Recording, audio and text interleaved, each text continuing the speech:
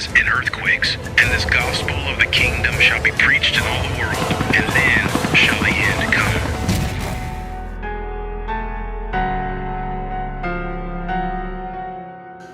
President Trump calls it the deal of the century.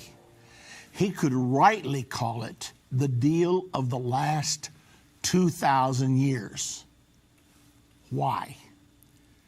Because if fully implemented, it will be the greatest prophetic fulfillment in the last 2,000 years.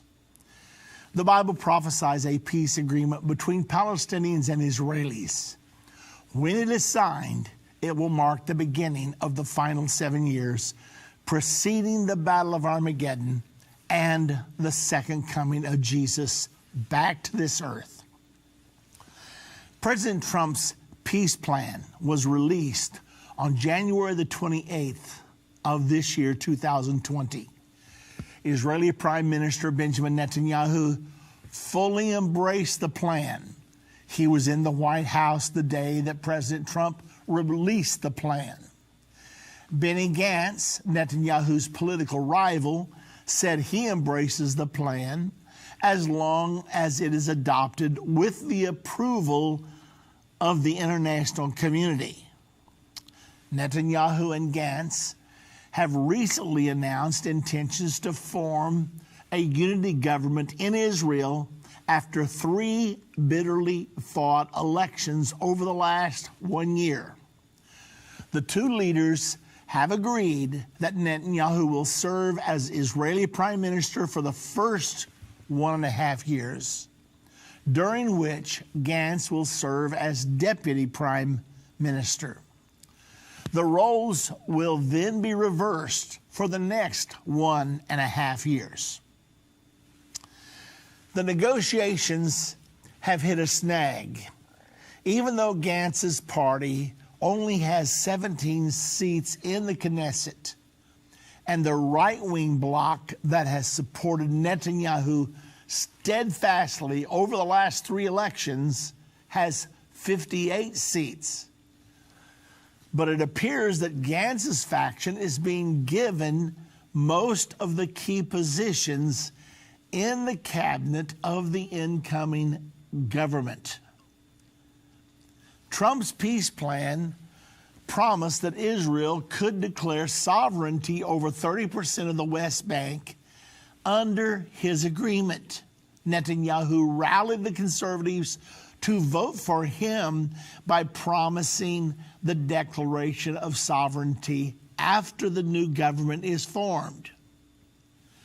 Under the unity government presently in formation, Gantz will apparently only agree to the sovereignty plan if the international community signs on to the deal, which they are against. So now we've got to look at the big questions. Why did Gantz agree to the unity government? He said he would not serve in a government with Benjamin Netanyahu. And yet now all of a sudden he's totally reversed and he has signed a deal to do just that. Now I have to caution you that they're still working out the final factors of the agreement. It could yet fall apart. Now Gantz attempted to put together a government with the support of the Arab list. He had 62 seats in the Knesset. Because he had 62 Knesset members say that they favored him as prime minister, then President Rivlin assigned Gantz the privilege of being the first one to try to put together a government. But Gantz had promised he would never form a coalition with the Arab parties. However, that's immediately what he moved to do. So all of Israel is watching him do what he said he would not do, because the Arab parties favor the destruction of the state of Israel, and they are adamantly opposed to the basic law of Israel, which is like our Constitution. Because of the fact that he now moved to create a government with the 15 Knesset members in the Arab joint list. 3 members of his own coalition declared they would be no part of a coalition government with the Arab parties. Consequently, Gantz could no longer assemble the votes for a government because Gantz publicly tried to do this. His poll numbers immediately began to drop. Blue and White, which was his party, now had 30 seats in the polls and Likud 40. Well, that gave Netanyahu enough, if he goes back to a 4th election in a few months, that he would probably win enough votes, enough seats to put together a government without having to involve himself in a national unity government.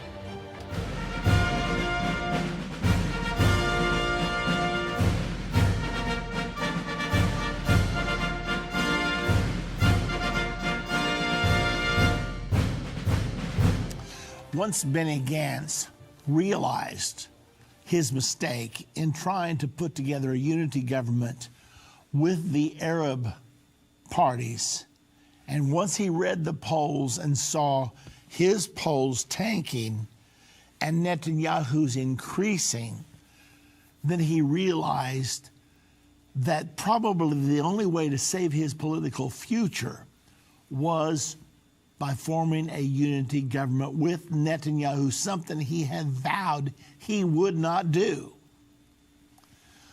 So that's the reason that Gantz moved to form this unity government. But the next question is, why did Netanyahu agree to the unity government? I mean, Netanyahu is the most politically experienced person in Israel. He can read the polls. He sees what he could do if he would hold out till another election.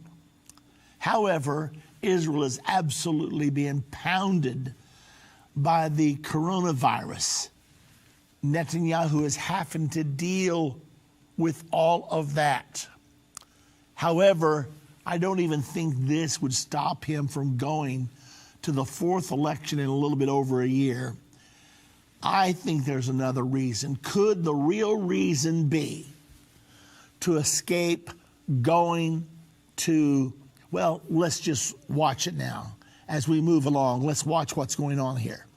So, could the real reason be that he could possibly go to prison over the bribery charges which he has, for which he has been indicted? His trial is scheduled for May, just about 2 months from not right now. So here he is. He's been facing these charges. His political enemies are trying to bring him down. Some people say that they're fake charges, they're trumped up, and they may well be. But he's got to face it because there are liberal forces in the high political establishment, including the Israeli Supreme Court, that wants to take him down. So he may have decided, I've got to form a unity government now, and if I can have the first year and a half as prime minister, I would much rather go to trial as a prime minister, adamantly declaring my innocence and having all the power of the prime ministership at my disposal, than I would rather go to trial just as a candidate. So when we look at all these factors, you've got Gantz, you've got Netanyahu, they're all bitter enemies, but now they're jockeying for political position.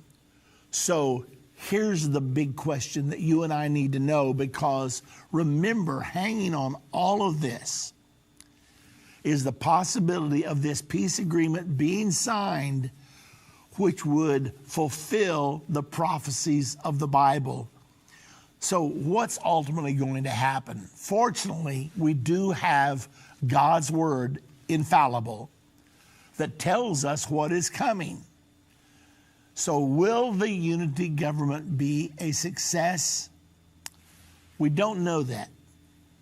Will Netanyahu go to Israel's fourth election? We don't know that either. However, what do we know? First of all, there's going to be a Palestinian state in Judea. That's according to Matthew 24:15 through 21. Jesus prophesied, saying, when you see the abomination of desolation stand in the holy place, whoso reads, let him understand. Then let those which be in Judea flee into the mountains, because then will be great tribulation, such as never has been before, nor ever again shall be. So what was Jesus painting 2,000 years ago, prophesying about the times just ahead of us now? Jesus was simply saying there will come a time when there will be an enemy in control of Judea, which is also, in today's terminology, the West Bank. And Donald Trump's peace plan calls for the establishment of a Palestinian state in Judea. But number two, his plan calls for the Jews that are presently living in Judea to be able to stay there. And the prophecy says that will happen. Matthew 24:15 through 21 again. It states there that the Jews living in Judea, halfway through the 7-year peace plan, that they will have to run for their life. There's going to be an igniting of terror against them. Jesus said, if you're on the housetop, when you see an event called the abomination of desolation, don't even come down into your bedroom to grab your clothes. Hit the ground running. And if you're in the field working, don't go back to your house to get your billfold. Hit the ground running. Why? Because then will be great tribulation, such as never been before, nor ever again shall be. So Jesus prophesied that an enemy force would be in control of Judea, and yet there would be Jews living in Judea. President Trump actually published the map of the way Judea will look when it becomes a Palestinian state. And he also showed where all the settlements are, the little white dots. And they planned a road back from every settlement back to the territory that will remain under Israeli control. Well, that's exactly what Jesus said. He said, you that are living out there in Judea, when you see the abomination of desolation, you're going to have to run for your lives. So Jesus prophesied it, and exactly that is contained in Trump's peace plan. Now, Trump does not know all this is prophesied in the Bible, but both things match perfectly. The Bible also says that the Temple Mount will be shared under this peace agreement. And Trump's peace plan calls for the Temple Mount to be shared by people of all faiths, that all people should be able to worship there, should be able to pray there. The prophecy is found in Revelation 11, verse 1 and 2. It states there that John was to measure the temple and those that worship therein, but the outer court of the temple he was to leave out and measure it not, because it would be trodden down the Gentiles for 42 months, for 3.5 years, the final 3.5 years. So the temple will be built during the first 3.5 years once the peace agreement is signed, and the people will be worshiping, and John was told, measure that. Apparently, the Jews will be able to say, in our temple, Gentiles don't go there. So measure the temple, those that worship therein. Don't measure the outer court. That's where the Dome of the Rock will still remain. That's where the Al-Aqsa Mosque will still remain. Don't measure the outer court, because it shall be trodden down the Gentiles 42 months. So the Temple Mount is going to be under a sharing arrangement. Now, the Bible also prophesies that there will be a Jewish temple standing there after the first 3.5 years, because John was said, measure the temple, those that worship therein. You can't measure a temple if there is no temple. 2 Thessalonians chapter 2, verse 3 and 4 says that the Antichrist, the man of sin, will sit in the temple of God, claiming to be God at the time of the abomination of desolation. That's at the halfway point in the 7-year plan. So it states the Antichrist will sit in the temple. You can't sit in the temple if there is no temple. So there's going to be a temple.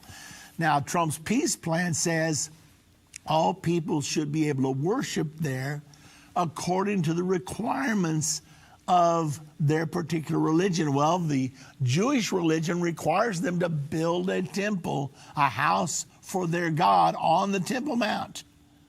Finally, the fifth thing that the Bible prophesies is that Israel will retain control over the city of Jerusalem. That's Zechariah chapter 14, verse 2. It states there, it's talking about the Battle of Armageddon, which is at the end of the 7 years. It says there that all nations will be gathered against Jerusalem to battle.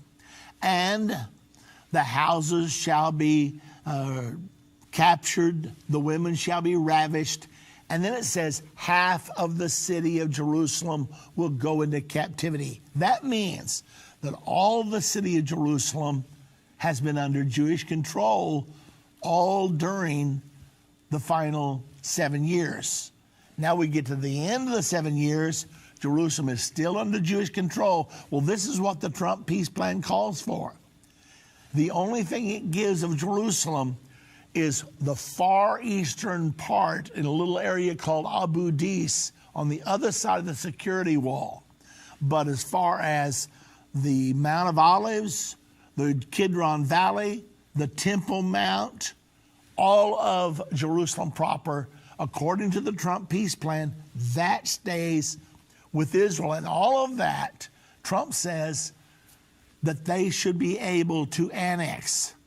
So let's recap all of this. Now I'm comparing prophecies written 2,000 years ago with events that are happening right now with President Trump's peace plan. Did Jared Kushner, did Jason Greenblatt understand all these prophecies when they were drawing all this up? No, they did not. But they are merely tools in God's hands, because God told us what would happen 2,000 years ago. It's all coming to pass perfectly right now. And it looks like it could happen. Now, all of these things are going to happen, but it looks like they could happen under Trump's peace plan.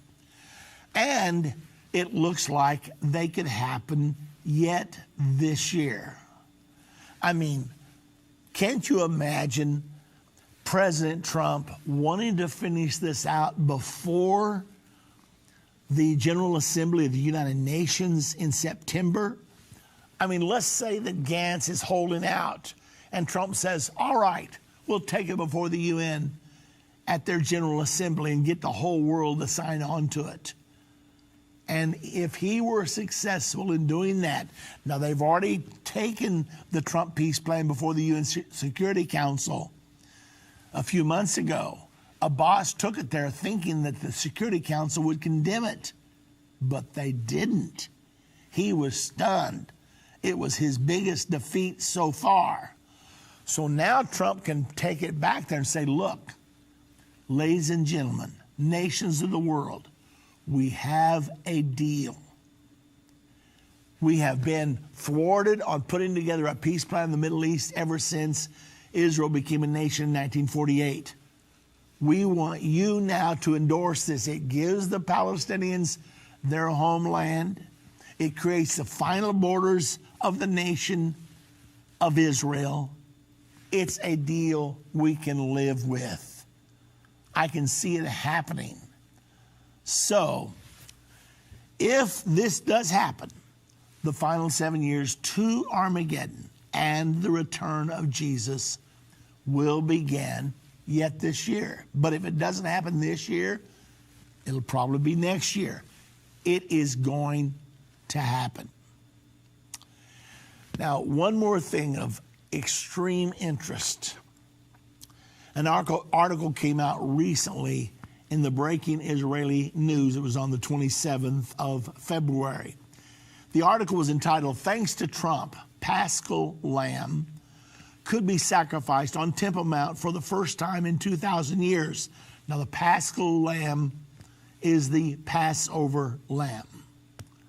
Now, for the last 8 years, the Sanhedrin has been asking the Israeli Supreme Court to allow them to offer a sacrifice at Passover on the Temple Mount. They've always been refused. However, they, according to this article, have gone back to the Supreme Court and requested that they could put a temporary altar up on the Temple Mount this year. And they're claiming that Trump's peace plan is opening the way for them to do that. This altar would be transported, assembled together, the sacrifice would be made, and then it would be removed immediately after the ceremony. They believe they can offer the sacrifice before the temple is ever built. If the government grants the permits, now this is breaking news wording here, as it should, based on Israeli and international law, this will be the first time since the destruction of the Second Temple, since 70 AD, that an altar has stood in its proper place on Judaism's holiest site, the threshing floor purchased by King David 3,000 years ago. They also submitted a separate request for the actual sacrifice to be held on the Temple Mount on the very day of Passover. Always before, they've done it 3 days before. Now they're going to say, look, this is on the Temple Mount. This will be official. This will meet all the requirements. Included in this request is the plan to bring a stone altar to the Temple Mount, which they now have prepared. Now listen to what else the article says. Just like King Cyrus, this declaration by Donald Trump opens the door for the Jews to build the temple. Now, this was only published just in February. It is now up to us to take the next step forward. This is a watershed point in history. Once we bring the altar to the Temple Mount, even for the sacrifice of one lamb, there's no turning back. The prophesied next step is inevitable. And they're talking about the building of Israel's third temple. It's going to happen. They have all the furniture ready. I've seen every piece of it. I see it every time I go to Israel. I've been there 40 times. And since November of 2013, they acquired the last piece of furniture, the Ark of the Covenant. It's all there displayed for the world to see at the Temple Institute, just on the edge of Israel's Temple Mount. So, ladies and gentlemen, that's where we are right now. You and I could enter, and I can't tell you for positive until it happens, but we very well could enter the final 7 years yet in 2020.